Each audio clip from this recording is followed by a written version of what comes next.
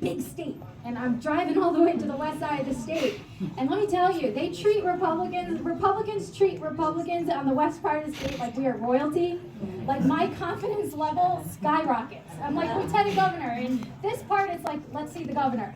In the western part, they're like, Lieutenant. I'm like, yes, I am. So let me tell you, there's so much potential, so many people engaged right now. And I do want to thank the gubernatorial candidates who are here. Something that you guys don't get to see, but I get to see all the time, is that they're everywhere. And they're doing this, they're running for you. I promise you that. I promise you, I see them, they're at every event.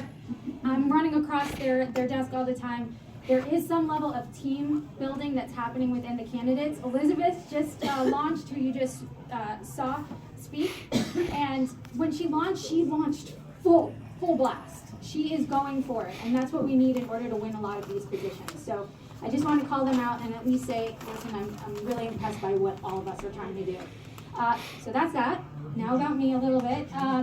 So I am a select woman right now, but my entire career has been in investments. So I graduated college early. Anybody out there who kind of had to pay for your own college, it's expensive. If you can cut off like half a year by graduating early, you save yourself a lot of money. I went right for my investments, all my exams, my FINRA. I ended up getting my law school degree at night at Suffolk Law. And balancing going to John Hancock during the day. Always wanted to give back, had the opportunity to sit on the Mass Down Syndrome Congress Board, probably one of the best communities I ever had a chance to learn and be educated on. The Dana-Farber Leadership Council, and for anybody who has ever heard of CTE, the concussions, that was started by Chris Nowinski. I was actually part of the first iteration of that organization. I was on the board there. And then when I was 29, I started my own business. I was never going to be a good employee. I'm very entrepreneur-spirited. I knew what I wanted to do. You could have asked me when I was 8 years old what I wanted to do, and I would have told you I wanted to start my own business. So I did that, and I've been eating what I catch for the last 15 years. So I've worked on all the types of projects most people don't want anything to do with. They're high risk, high reward, incredibly pre-development. So an example of that is right now in Norton, there's a project that was abandoned for over 15 years by a company that went into bankruptcy. It is very, very contaminated.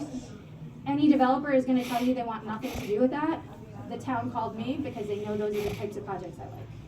So I'm working on cleaning, working with the EPA. So anybody who is wondering, what's the problem with housing development right now? We have $15 million that EPA has stored for the state of Massachusetts to clean up those types of sites for development, and we haven't used any of that money as a state. So the money is there, and it's not the Fed's fault. It's just not, and I think you guys all know that. From a campaign standpoint, I started grassroots, completely grassroots, zero. And I wanted to do that. I really, really did, because I wanted to go to as many communities as I could and get a sense of what the concerns were with communities. I didn't want to assume, and I'm so glad I did it, because parental rights is one of the biggest issues that I hear about, and it wasn't even on my radar. I didn't understand. I had to talk to people. I had to hear people come up to me and say, listen, I'm really concerned. My daughter is going to school. I don't know what she's being taught in school. I don't know who to talk to. Can you, and this is a true story, Kelly ended up asking me to come to her house and meet with a bunch of her friends and just talk about parental rights and what you can do. So there's a lot of knowledge that you gain just talking to people, and that's what I've been doing. And I did that until the start of this year. I wanted to get a roadmap, because like all of you, I can't do another 4 years of the Healy administration. And I mean it. We are going to lose our young people. They have no ownership right now. They own nothing. How are they going to create roots if they don't have that? We have veterans that are out of housing. These are people that served our country. They are the most vulnerable we have in our communities, and we're not taking care of them. And a story that I'm going to share eventually, and hopefully maybe a launch video, it's because I hear about it when I think about it at night, why she irritates me so much more at Healy. It's actually very, very kind of, it's just showing to me that when it comes down to it, we have to be really, really local in how we approach this campaign to win. Because she is such a politician, right? She doesn't see any of us. She doesn't see even her own followers. And the story I repeat in my head anytime I get tired, because I actually do get a little tired. I understand why Trump drinks a lot of Diet Coke. I drink a lot of Coke, is when the government shut down, we had $8 billion. We're a wealthy state. We had $8 billion sitting in a stabilization fund. A fund that's literally designed to make sure that when unexpected things happen in this state, services do not get shut off. And she made everybody nervous about food scarcity. She told them, they're coming for your SNAP benefits, you're not gonna have food. That money was sitting there. And she did that so that she could then turn around when those people were scared and say it was Trump's fault. It's the only reason. There's no other reason. I have had this conversation with all my Democrat friends. And all of them look at me like, yeah, that's not good. Well, anybody who's had food scarcity, I don't know if any of you have, but let me tell you, it physically hurts. It's something that you want nothing to do with once you've escaped it. So to use food scarcity to weaponize it, if we don't change that, we have failed. As a Republican Party, I promise you, we are on the right side of issues. And now we have to lead. Now, I'm a weird candidate to some extent. Lieutenant governor gets handpicked usually from the gubernatorial candidates. I jumped in on my own, and I changed the system by accidentally doing that. But I just had this real vision of what I thought the lieutenant governor position would be. And it was, instead of being the voice of the governor, it could be the voice of the people. That I could be that connection between state policy and what was going on within those communities. And when you think about it, the things, because I've moved my campaign from grassroots to activism. So the 5 things that after talking to all of you and communities that I think are winning issues, that we're on the right side of, that are bipartisan issues, are transparency with the audit, parental rights, women's right to be safe. This is what I mean, just talking to people is so helpful. Women's right to be safe, that means repealing 135 because domestic abuse victims don't have access to protection. Girls that go and play sports, they're being asked to choose between feeling safe and feeling like they're being inclusive. Right? Utilities costs, we all know that, and then the MBTA Communities Act. Okay, those 5 to me are the blueprint. If we're winning those specific areas, they are hitting every single area I have seen in one way or the other. So those are what I'm really focused in on. But activism means I have to actually do something, and we have to do something, right? And one of what I did initially was jump in when nobody else thought I could really be swimming yet. I didn't know how to swim yet, but I jumped in because that's my personality, that's who I am. I jumped in because I really think I'm going to be the best lieutenant governor. I have a vision for it. So my acts are, I sued Ron Mariano and Karen Spilka because I love that people respect Diana DiZoglio. I want Republicans to get the audit. And I might win. I can tell you I'm a lawyer, but that kind of stuff, that weird stuff that nobody else can get done, that high risk, that complicated stuff, that's what I do all day long. That's like my wheelhouse. MBTA, I created the cost impact report because right now they're saying it's a funded mandate for courts. So I showed that actually it's about a $4.4 billion mandate, and no money whatsoever has been put aside for the MBTA.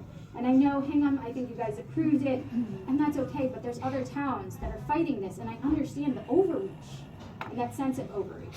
Parental rights, I'm meeting with different families who just invite me in. They say, hey, talk to my friends, just educate us on what's going on. I talk a lot about opt-in and the $1,700 tax benefit that we could easily do. I talk about just how to communicate with your community members. And then the utilities, I just requested a public records request for the Department of Public Utilities because they're the ones who approve the raises in the utilities costs. So I want to see the contracts. So now I'm moving to activism. And I'm just trying to show people that we can do something different than we've been doing. The lieutenant governor does not have to just be somebody chosen by the governor. It can be somebody who's acting on behalf of the people. And if I get to the convention, which I'm hoping to do, I'll be moving to the fight. I'll be moving to the fight. But I'm not going to tell you what it is unless you help me get there. But that's what my entire speech is going to be about at the convention, is really this movement of pulling all of us together, unifying, and going into the fight. So I'll take questions, but I understand it's been probably a lot of talking and a lot of listening, and so I completely understand if you guys want to continue your meeting. For the parental rights, it sounds like you're going very grassroots, which is amazing. Yeah. Where's your head when you start tackling like the Board of Ed, like getting deeper into the actual system itself? Yeah. Right now, here's the great part. I don't think we've even cracked the surface of parents flexing their own muscles. Right? Yeah, but I understand why. It can be very intimidating. I mean, most of the questions that I'm asked when I have these little parental meetings is like, how do I talk to my friends about this? They're upset, but how do I talk to them about it? How do I become the leader on it? So actually, one of the things that I keep telling them is run for school committee. You know, get your voice. Realize that it's powerful. Realize that you can you can literally go to a school committee and speak without being on the school committee and talk about changes you want to see. You know, and unfortunately, I think there's been some level of like, hey, we got your children. We know how to teach them. We have curriculum. You want your kids to graduate. You let us take care of them, right? And it's now that we're starting to be like, wait a minute, what the heck are you teaching them? And so I think there is some level of education helps you become stronger in your voice when it comes to parental rights. But the Board of Education is a union. You know, and the only way to crack into that union is to come together. And I think part of that is letting people know there's other people who are in the exact same boat. Yeah. I really like your spunk, your spirit. I'm small human being. I've had to live this way all my life. Why did you choose lieutenant governor? You seem like you would want to be the top of the ticket. So I'm curious, how are you going to work with the rest of the team? Yeah. Can you do that? Can I learn? I know. You know, and you know, what was your thought process behind, you know, choosing not to be lieutenant? I'm not ready. I know that I know politicians want to say, listen, I'm president of the United States. I need to learn. I know how to run a town from select woman. I know the law. I know how to sue. I know how to do development, real estate development. I know how to create jobs. I know how to talk about taxes, negotiations. I know about treasurers. I know there's probably no aspect of business I don't understand. But we're talking about a state that has a $60 billion budget. And more importantly, right now, we have 3 amazing candidates. We have 3 amazing candidates. What I want to do is create a coalition on my own and bring it to the governor. And that coalition, I need it to be about 10% more than expected. And why do I say 10%? Because that's how much we need to win. We need to pull about 10% more than we would ever expect, that anybody would expect, right? It's just math. So I want to take it, all this stuff that I feel like I can talk about in a very different manner because I understand it inside and out. Take it and bring it to the governor. And I am very, very impressed, and there is not one governor candidate running that I don't think is ready to be governor. I hope that was helpful. They pay me a lot to say that. No, but it's true, and it's how I really feel. How long have you been in the GOP? I've been a Republican my entire time that I've been registered, except for when I was independent, when I was on select board. And that's because I was asked to be neutral in Massachusetts. And it became a rumor that I was a Republican, and then I confirmed it by coming out as a Republican. They're like, I told you. I know there's some bets going on. And I was like, come on, I told you. Did you say you were an attorney? I'm an attorney. I'm an attorney. Yeah, and I litigate a ton. So my background is litigation because I own my own company. And let me tell you, as I'm doing very complex, multi-million dollars, sometimes they're part of much larger projects, I am the smallest person in the room when it comes to the lawyers that are usually there. Up here. Yeah, I mean, it's just how it is. I've had to make sure that I can defend myself. And the one case I lost ever, I was represented by one of the best law firms in Boston. So afterwards, I was like, forget it. They were expensive and they lost. But you know, I do a ton of litigation, ton of contract negotiations. I was 40 under 40 by the Boston Business Journal. I was an adjunct professor for a period of time when I was at Suffolk. They asked me to be an adjunct professor. I mean, I've won big and I've lost. But 15 years in my business, I'm still here eating, touching. And for any small business owners, they know 15 years is a long time. If you would like the microphone, I can hand that to you. Is that what you just said? But any other questions? Because there's a lot, guys, and I don't mind. I'm not going to be perfect at it, but if you think about it, this is our only time to really almost get stronger. Kind of. We're going to be out there, and we're going to be fighting in the primary, right? I'd much rather do it with people who are like, that was bad. Do it again. There's a lot of money that's not no longer coming because it's basically getting rid of the Department of Education, which was a great thing. It's going to be coming back to the local schools and the state, so it's going to affect the governor, the lieutenant governor, and the treasurer. About money coming back. So there's going to be less money coming back. So what's going to happen is you're going to have local teachers, the unions. They're going to be like fighting Corona over whatever's a little bit, and getting rid of a lot of the other town services in town. Basically DPE. Yeah. So I have a good news and bad news answer to that. His question. He's essentially saying we know that once some of this money is cleared out, we're going to get less from communities are going to get less contributions from the federal government. And I'd say there's good news and bad news to that. And I would say the good news is I actually think we're just doing a terrible job with our spending. Man, we need a good treasurer. Shout out to Elizabeth. But I do. I think we're just being really inefficient, right? I think you all know that. So there's some money to be saved that way, so to offset it. So that's the good news is I think there's probably a lot of just basic accounting that we can do to save it. The bad news is that because we have the leadership we have, what some people don't know is we take about 40% of the money we get to from the Fed, and we only spend it on the western part where into Springfield, the Springfield area, which means that we've made a portion of our overall state very, very dependent on federal funds, which means when they go away, they're the most vulnerable. And I don't think any of us should be shocked by that we did it to Springfield in that area. So that part sucks because they should have shared it with everybody so the impact would be different. So that's the bad news. And so I think just understanding that as a problem is part